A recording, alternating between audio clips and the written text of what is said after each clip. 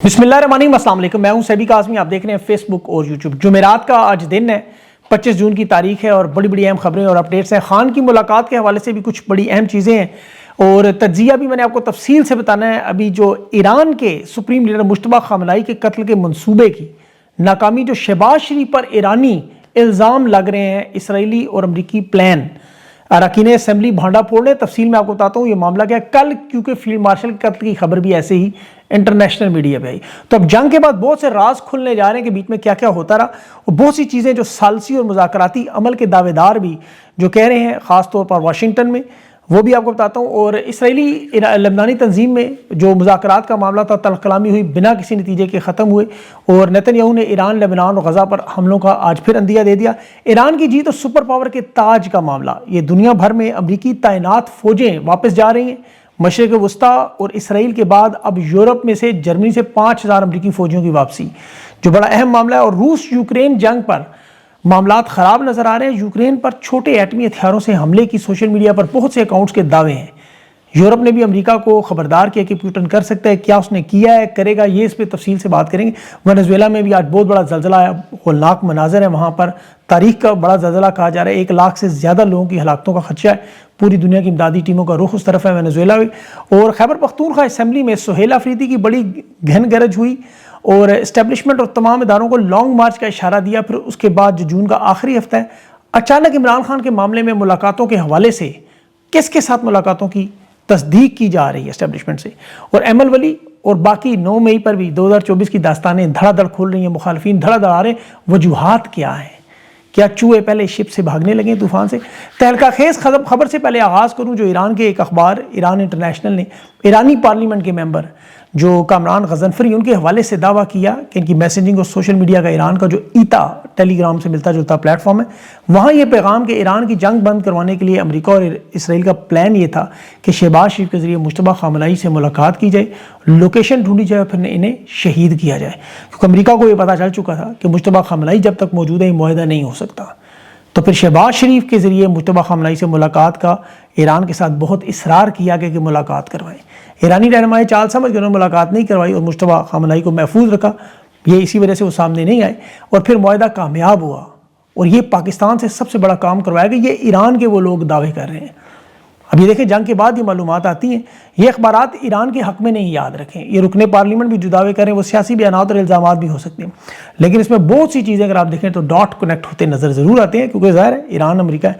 अब ये जो ब्राज़ील के सहाफ़ी ने भी कल जो फील्ड मार्शल इसराइल के हवाले से हमले की खबरें दी, अब चूँकि ये आप देखें पाकिस्तान में मुनीफ फारूक, हसन यूब, कामरान शाहिद, सुहेल वड़ाई, जावेद चौधरी, इन लोगों से इमेज बिल्डिंग नहीं हो पा रही, तो फिर बाकायदा खुफिया इदारों ने ब्राज़ील के सहाफ़ी से खिदमात हासिल कर ली कि आप बताएं कि जी इसराइल फील्ड मार्शल को उड़ाना चाहता है, और फिर ये भी कि हम नक्शे से मिटा देंगे। ये ऐसे ही है जैसे मुशर्रफ का जहाज़ नवाज शरीफ ने अगवा करके इंडिया उतारना था, या ख्वाजा आसिफ ने जो 65, 71, 48 की जंगों के आपको मामलात बताए।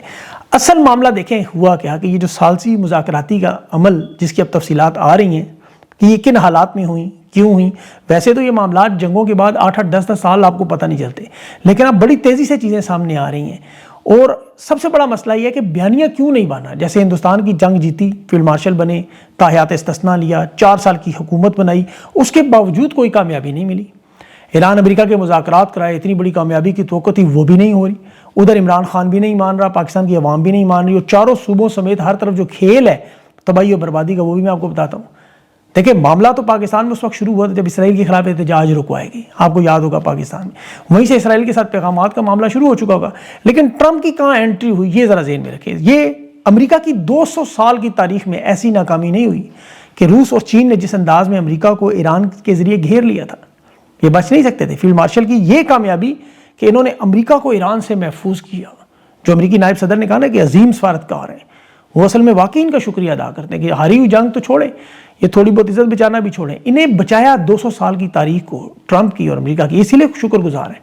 इसराइल भी इसीलिए इनका बहुत बड़ा शुक्रगुजार है, उनकी जान बच गई। ये फील्ड मार्शल के जो मुबैना कत्ल की गुफ्तगू है, प्रोपेगेंडा, ये भी इसी वजह से, इसके पीछे ज़ाहिर है इसराइल की चाल है।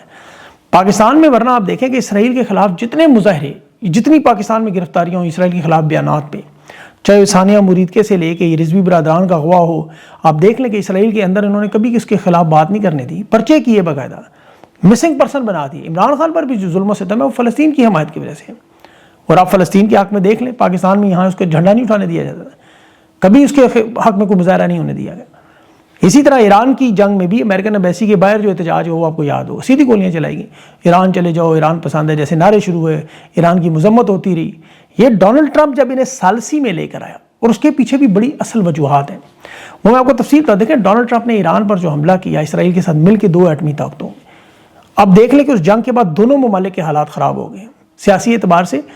ٹرمپ امریکہ میں ایمرجنسی لگانے پر تیار ہے، وہاں کی حکومت اس کے خلاف ہے، مڈ ٹرم الیکشن ہار ہے، اسرائیل میں نتن یاہو کی کرپشن کے عبرتناک سزاؤں کے معاملات بن رہے ہیں، عرب دنیا ایران کے ساتھ جا کے دفاعی معاہدے کری۔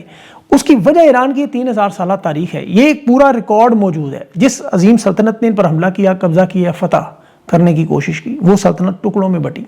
اسکندر اعظم ایک عظیم سلطنت تھی، سن 330 قبل مسیح میں دیکھیں، رومن، بزنطینی، عثمانی خلافت، منگول، تیمور لنگ، 1941 میں بلکہ جنگ عظیم میں برطانیہ اور سوویت یونین عظیم سلطنتیں تھیں، یہ قبضہ کرنے، فتح کرنے کے برقرار رکھنا، مطلب یہ شرازے ان کے بکھر گئے۔ اس کے بعد یا تو ایران کی ثقافت میں ضم ہوئے یا ختم ہوئے، یہ اس کا محل وقوع 9 بڑی طاقتیں میں آپ کو بتا رہا ہوں۔ یہ 1978 میں جو امام خمینی کا اسلامی انقلاب تھا، اس کے بعد ایران پر فتح کرنا بڑا ناممکن کام تھا، جس نے کوشش کی اس کا حال آپ دیکھ لیں۔ اب دیکھیں یہاں جنگ کے بعد میں تھوڑی سی تمیز ضرور باندھوں گا کہ پاکستان کی تاریخ آپ کو بتانا چاہیے۔ پاکستان کی ایک تاریخ ہے کہ جہاں بھی امریکہ کو مشکل کا سامنا کرنا پڑے، چاہے جنگی معاملات میں فوج بھیجنی پڑے، شانہ بشانہ ان کے لڑکے چاہے مسلمانوں کے خلاف ہوں فتوحات، یا جب یہ جنگ ہار جائیں تو انہیں ایک محفوظ راستہ دیا جائے، بیانیہ دیا جائے، چاہے سفارتکاری کے لیے کندھا پیش کرے، اس کے بدلے میں صرف ایک ہی چیز مانگی جاتی ہے، اقتدار کے کچھ سال بس۔ آپ دیکھ لیں فوجی جرنیلوں نے کبھی پاکستان کو کوئی خاص فائدہ نہیں دیا، ورنہ 1965 سے پہلے پاکستان جرمنی کو قرضہ دینے والا ملک تھا، آج $1 ارب کی پوری دنیا میں بھیک مانگ رہا ہوتا، ملک ملک گھوم رہے ہوتے، آدھی سے زیادہ پاکستان کی آبادی کیا خط غربت سے نیچے جا چکی ہوتی۔ 4 سال میں دیکھیں 50 سال کی سرمایہ کاری 50 سال پیچھے چلی جا چکی تھی، کرنسی پاسپورٹ کے یہ حالات ہوتے، عوام ایسے بھوکی ننگی ہوتی۔ 2016 کے لگائے پاور جو پرووائڈرز کے پلانٹ ہیں، جس بندے نے وہ منصوبے بنائے IPP سے، وہ وزیر اعظم بنا ہوتا۔ جو ہڈیاں IPP سے آپ کی نچوڑ ہیں، کیا یہ 10 سال بعد وہ کر سکتے ہیں؟ یہ ایران کی جنگ کی ثالثی کے بعد دعویٰ کیا ہے کہ جی ایران سے ہم سستا تیل لے لیں، یہی اس وقت بیانی ہے۔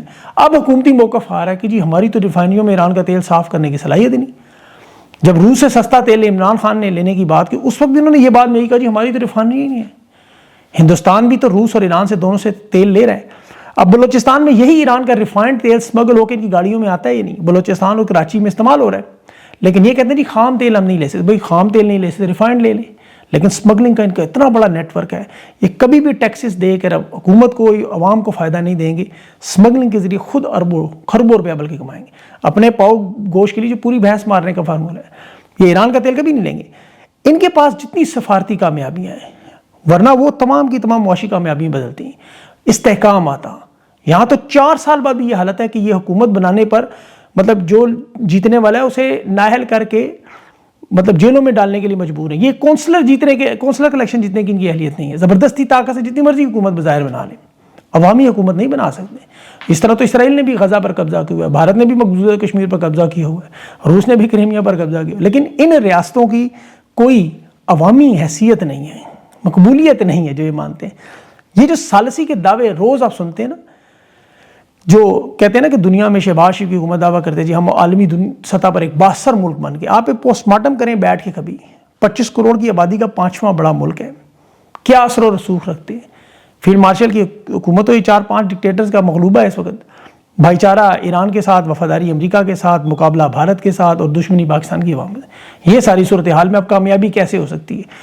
اگر یہ دنیا کی ایک بڑی معیشت ہوتے تو پتہ چلتا جہاں بیلچا مارو وہاں تیل نکلنا شروع ہو جائے، یا تو ان کے پاس سیمی کنڈکٹرز ہوتے، آرٹیفیشل انٹیلیجنس کے چپس کا ڈھیر لگا ہوتا تائیوان کی طرح، پھر تو آپ کہتے ہیں۔ یہاں تو مریم نواز کل کیا کہہ رہی تھی نوجوانوں سے کہ اپنے ملک میں اب کوئی کام نہیں ہے، آپ 2 نوکریاں کر کے 60,000 روپے نہیں کما سکتے، جائیں باہر جائیں، وہاں سے پیسے بھیجیں ہمیں، ہمارا بھی اقتدار چلے، آپ کا گھر کا چولہا بھی چلے۔ یہ دنیا کا واحد ملک ہے جو برین ڈرین کو پروڈکٹ سمجھ کے استعمال کر رہے ہیں، کیونکہ ان کے دامن میں سوائے ڈونلڈ ٹرمپ کی حمایت کے علاوہ اور کچھ بھی نہیں ہے، کچھ بھی نہیں ہے۔ امن مذاکرات میں ثالثی کا یہ پیغام رسانی کا جو کردار تھا وہ یہ ڈونلڈ ٹرمپ نے ان کو دیا ہوا تھا، ورنہ ان مذاکرات کے تو انہیں قریب سے کسی نے نہیں گزرنے دینا تھا۔ اب کیونکہ ڈونلڈ ٹرمپ کو انہوں نے سب کچھ پلیٹ میں رکھ کے دیا ہوا تھا، اور ٹرمپ آپ دیکھ چکے ہیں ساری جنگ کے معاملات میں 40 دفعہ اس کے بیانات بدلتے ہیں۔ اگر یہ ثالثی کا معاملہ کامیاب ہوتا تو واقعی ڈالروں کی اس وقت آپ کو برسات ہوتی، نہریں ہوتی دودھ شہد کی. مشرف ایوب خان کے دور میں امریکی ڈالر دکانوں پر چل رہے ہوتے تھے، موبائل فون گاڑیوں کا ایک سیلاب تھا، وہ جھوٹی سچی معیشت میں چلا دی، میڈیا چلا دی. یہاں تو سب کچھ بند ہوتا نظر آیا. مشرف ایوب خان تو مفت تیل لیتے رہے، یہاں تو سعودی عرب نے آج تک کچھ نہیں دیا، حالانکہ دفاعی معاہدہ ہے ان کے ساتھ. عرب امارات سب کچھ نکال کے لے گیا. تو ثالثی کا فائدہ، مڈل ایسٹ میں امن کا فائدہ اگر کسی کو ہو رہا ہے تو وہ بھارت کو ہو رہا ہے. وہ یورپ، اسرائیل اور عرب ممالک کے ساتھ مل کے جغرافیائی اور اقتصادی ڈھانچے کے کوریڈور بنا رہے ہیں، اور یہاں ہمارا تو سی پیک بھی بند ہو رہا ہے. مشرق وسطیٰ میں بھارت کے تارکین وطن پاکستانیوں سے زیادہ روزگار انہیں مل رہا ہے. جنگ کے بعد جو تجارتی محاذ پر امریکہ نے سب سے بڑی تجارتی ڈیل کرنے کا دعویٰ کیا، وہ بھی بھارت کے ساتھ. ایران نے جو چابہار بہار بندرگاہ میں معاہدے شروع کرنے کی بات کی ہیں وہ بھارت سے، کیونکہ سب سے زیادہ دنیا میں دوسرے نمبر پر جو تیل کا خریدار ہے وہ بھارت ہے. اور پھر وہاں سرمایہ کاری کی وجہ محفوظ سرمایہ کاری، عدلیہ آزاد ہے، امن و امان کے حالات ہیں، تجارتی طاقت وہ ہیں، جمہوری طاقت وہ ہیں، جو پاکستان کے بالکل ہی یہاں حالات الٹ ہیں. یہاں بھی کچھ لوگوں نے مجھے پیغام بھیجے، دیکھیں جی خان کی حکومت ہوتی یہ نہ ہوتا جو فیلڈ مارشل نے کیا. یہ بات بالکل درست ہے. کسی حد تک پاکستان کا کوئی سیاستدان امریکہ کے لیے، ٹرمپ کے لیے ایسی خدمت نہیں کر سکتا تھا، اور اس کی میں آپ کو وجوہات بھی بتاؤں. لیکن کبھی آپ نے یہ سوچا کہ اگر یہ فیلڈ مارشل پاکستان میں نہ ہوتے، ایران میں ہوتے تو کیا ہوتا؟ یہ جو جنگ ہوئی ہے یہ ہوتی، سپریم لیڈر علی خامنہئی شہید ہوتے؟ بالکل نہ ہوتے. وہ جیل میں قید تنہائی میں ہوتے، ان کے خاندان کی خواتین شہید نہ ہوتی. وہ اس وقت بشرا بی بی کی طرح کسی کی آنکھیں نکال دی ہوتی، کسی سے ڈاکٹر چھین لیے گئے ہوتے، کسی کی ذاتی کردار کشی ہو رہی ہوتی، کسی کی عدت میں نکاح کے کیسز بن رہے ہوتے ہیں. یہ جو ایران کا صدر پاکستان میں دیکھا آپ نے، وہ ملک بدر ہو چکا ہوتا، وہ غدار ڈکلیئر ہو چکا تھا، اس کی سائفر پہ حکومت گرا دی جاتی، اس پہ 350-400 مقدمات بنے ہوتے اگر یہ وہاں. لیکن یہ چونکہ پاکستان میں ہے، پاکستان میں بلا شرکت طاقت کے تمام مراکز کنٹرول ان کے پاس، تو کسی کی مخالفت کی ضرورت نہیں ہے. کسی سیاستدان کے لیے ممکن نہیں ہے کہ وہ سیاسی جماعت تو سوچ نہیں سکتی. یہاں تو آپ کو پتہ ہے، انٹرنیشنل دنیا کو پتہ ہے کہ 7 لاکھ کی فوج کے بلا شرکت مالکی ہیں، ایٹمی ہتھیاروں پہ کنٹرول ان کا ہے، 25 کروڑ لوگوں کے ملک کا فیصلہ کرنے روایت شخص ہیں. تو یہ 300-400 کی پارلیمنٹ میں جا کے کیا پوچھیں کہ جس کی کسی کی سوچ آزاد ہوگی، کسی کی فکر ہوگی، کوئی سیاسی جماعت ہوگی، ایک ہی شخص سے کیوں ڈیل نہ کریں؟ دنیا پاگل ہے. عمران خان ہوتا تو یہی ہوتا، وہ پارلیمنٹ میں لے جاتا. لوگ جس طرح فیٹف میں اپنے ملک کی گرے لسٹ کو بلیک لسٹ میں پیپلز پارٹی چھوڑ کے چلی گئی. ایران کی جنگ میں یہ لوگ کیا خان کے ساتھ کھڑے ہوتے؟ بھارت کی جنگ میں جب ابھی نندن کو گرفتار کیا گیا تو جنرل باجوہ اور فیض نے خود نون لیگ کو ایک طرف سے کہا کہ عمران خان کی قومی اسمبلی میں ٹکا کے بےزتی کرو، شور مچاؤ کہ ڈیل ہوگی. ادھر عمران خان سے کہہ رہے تھے بھارتی پائلٹ کو چھوڑیں ہندوستان ورنہ حملہ کر دے گا، ہمارے پاس تو ٹینکوں میں تیل نہیں ہے. یعنی دونوں طرف میں کھیل رہے تھے. خان اسی لیے نون لیگ کی بریفنگ کا حصہ نہیں بنا تھا. یہ جو ایاز صادق کے بیانات ہیں اسی لیے. دیکھیں عمران خان نے روس کا دورہ کیا تھا، آپ کو یاد ہوگا، جو جنرل باجوہ نے کہا تھا بڑا لازمی دورہ ہے، ہمیں ہتھیار چاہیے، ہمیں تیل چاہیے، ہمیں گندم چاہیے، بریفنگ کی. عمران خان دورے سے واپس آئے، اگلے دن ہی اسٹیٹمنٹ دے دی، روس کی مذمت کر دی جنرل باجوہ نے، ساتھ بلکہ چین کی بھی کہہ دی کہ ان کے ہتھیار اچھے نہیں ہیں، امریکہ کے اچھے. پھر یوکرین کی جنگ میں باقاعدہ نے فیکٹریوں سے گولہ بارود بھیجنا شروع کر دیا. پھر امریکہ یورپ کو وہ سائفر اور خان کی حکومت گرانے کے بعد، اور یہ کوئی پہلی دفعہ نہیں ہوا تھا. پاکستان میں جب بھی کسی نے خارجہ پالیسی کو خود مختار کرنے کی کوشش کی، انہوں نے نیچے سے زمین کھینچی ہے. لیکن جب یہ خود اقتدار میں ہو تو کیا کرتے ہیں؟ جنرل ضیاء الحق خود صدر تھا، فوراً راجیو گاندھی کے پاس پہنچ گیا مذاکرات کرنے ہندوستان. پرویز مشرف خود آرمی چیف تھا، فوراً آگرہ پہنچ گیا ہندوستان کے پاس تعلقات بنانے. لیکن حالانکہ نواز شریف جب وزیر اعظم تھے تو انہوں نے کارگل شروع کر دیا. تو سویلین کے ساتھ ان کی پالیسی اور ہوتی ہے، خود اقتدار میں آئے تو پھر یہ امن کا ڈنڈورا بھی ہوتا ہے، مذاکرات بھی. اب آپ صرف افغانستان کے حوالے سے ان کی پالیسی ابھی دیکھیں. یہ طالبان کو ہمیشہ انہوں نے اسٹریٹجک پالیسی کا ایک بڑا اہم حصہ رکھا. تھرو آؤٹ پاکستان کی ہسٹری میں افغانستان میں ہمیشہ خفیہ اداروں کی ایک بڑی مضبوط منظم پالیسی رہی. 2000 سے 26 بلکہ 26 نہیں 21 سال کہہ لیں، 2021 تک جو حالات اب بنے کہ آتش فام بنا، وہ نیچے وہ بھی لاوا پک رہے.